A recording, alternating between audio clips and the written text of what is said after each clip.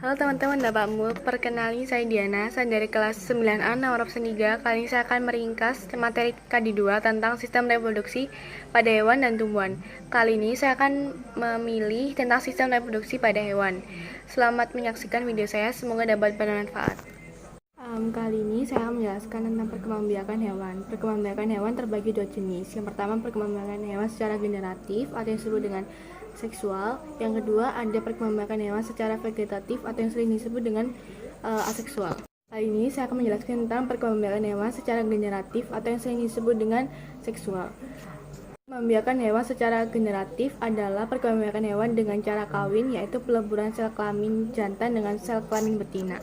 Perkembangbiakan hewan secara generatif terbagi menjadi tiga reproduksi. Yang pertama ada reproduksi vivipar, yang kedua ada ovipar, yang ketiga ada ovovivipar. Vivipar adalah perkembangbiakan hewan dengan cara melahirkan. Hewan yang masuk kelompok ini biasanya dikenal dengan sebutan hewan mamalia atau hewan menyusui. Hewan yang berkembang biak dengan cara ini biasanya mengalami masa kehamilan. Jadi hewan yang masuk dalam kelompok ini, yang pertama menyusui anaknya, yang kedua mempunyai daun telinga, yang ketiga menutupi tubuhnya dengan rambut atau bulu. Contoh hewan yang melakukan reproduksi secara vivipar ada anjing, kucing, kambing, dan hewan mamalia lainnya. Ovipar adalah perkembangbiakan hewan dengan cara bertelur. Ovum yang dihasilkan oleh induk hewan yang sudah dibuahi oleh sel jantan akan menjadi zigot. Ciri hewan yang masuk kelompok ini, yang pertama tidak menyusui anaknya, yang kedua mempunyai daun telinga, yang ketiga suka menggerami telurnya. Hewan yang masuk kelompok ini biasanya hewan unggas. Perkembangbiakan hewan secara ovipar terbagi dua jenis. Yang pertama ada pembuahan secara internal, yang kedua ada pembuahan secara eksternal. Pembuahan secara internal adalah pembuahan yang terjadi di dalam tubuh induk betina. Contoh hewan yang melakukan pembuahan secara internal yang pertama ada itik, angsa, ikan, dan burung. Secara eksternal adalah pembuahan yang terjadi di luar tubuh induknya. Contoh hewan yang melakukan pembuahan secara eksternal ada penyu, burung, katak, ular. Ovovivipar adalah perkembangbiakan hewan dengan cara bertelur dan melahirkan. Ciri hewan masuk kelompok ini, yang pertama tidak menyusui anaknya dan hewan berdarah dingin. Hewan yang masuk kelompok ini yang pertama ada kadal, ular, hiu, dan buaya. Halo teman-teman, Bapakmu. Perkenalkan, saya Diana. Saya di kelas 9A nomor absen 3. Kali ini saya akan meringkas KD2 tentang sistem reproduksi pada hewan dan tumbuhan. Kali ini saya akan memilih tentang sistem reproduksi pada hewan. Selamat menyaksikan video saya, semoga dapat bermanfaat. Kali ini saya akan menjelaskan tentang perkembangbiakan hewan. Perkembangbiakan hewan terbagi dua jenis. Yang pertama, perkembangbiakan hewan secara generatif atau yang disebut dengan seksual. Yang kedua, ada perkembangbiakan hewan secara vegetatif atau yang sering disebut dengan aseksual. Kali ini saya akan menjelaskan tentang perkembangbiakan hewan secara generatif atau yang sering disebut dengan seksual. Perkembangbiakan hewan secara generatif adalah perkembangbiakan hewan dengan cara kawin, yaitu peleburan sel kelamin jantan dengan sel kelamin betina. Perkembangbiakan hewan secara generatif terbagi menjadi tiga reproduksi. Yang pertama ada reproduksi vivipar, yang kedua ada ovipar, yang ketiga ada ovovivipar. Vivipar adalah perkembangbiakan hewan dengan cara melahirkan.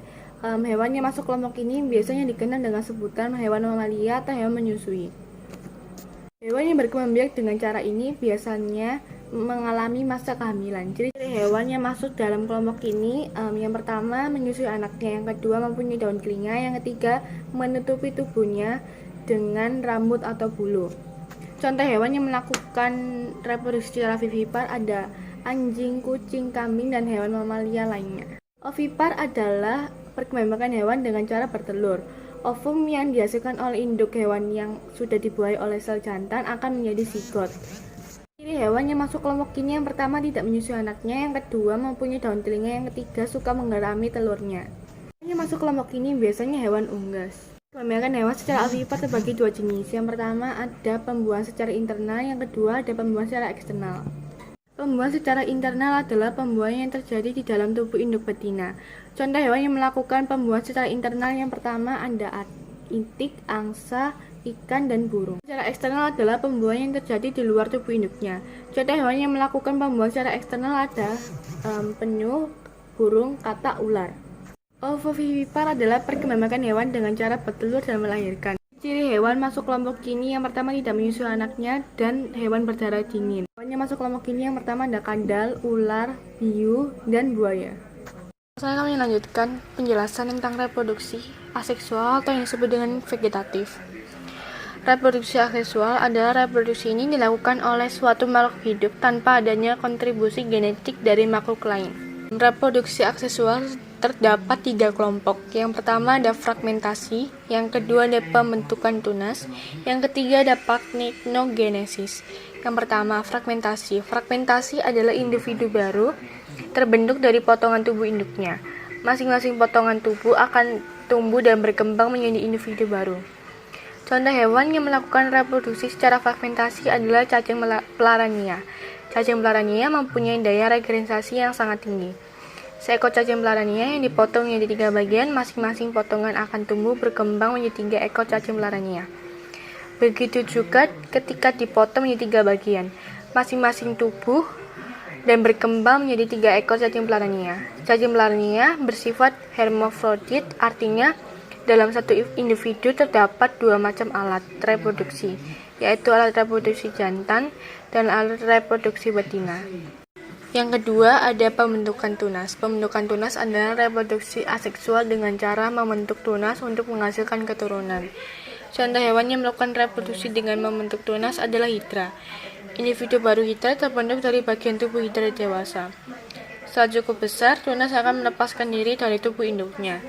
Hewan lain melakukan reproduksi dengan tunas, misalnya ubur-ubur, hewan karang, dan anemon laut. Pada hewan karang, tunas tumbuh di dalam tubuh, disebut tunas dalam atau gemulai. Jika induk hewan karang mati, gemulai akan tumbuh dan berkembang menjadi individu baru. Yang ketiga atau yang terakhir ada parthenogenesis. Parthenogenesis adalah telur yang dihasilkan induk betina, tumbuh dan berkembang tanpa melalui proses pembuahan atau fertilasi.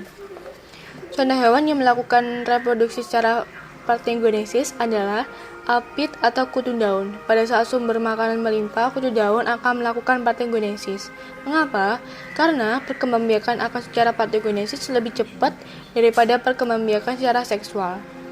Dengan melakukan parthenogenesis, kutu daun dapat memanfaatkan sumber makanan yang melimpah itu dengan cepat. Terima kasih. Terima kasih telah mendengarkan presentasi dari saya dari awal hingga akhir.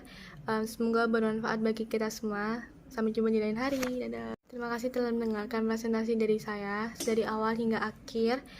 Semoga bermanfaat bagi kita semua. Sampai jumpa di lain hari.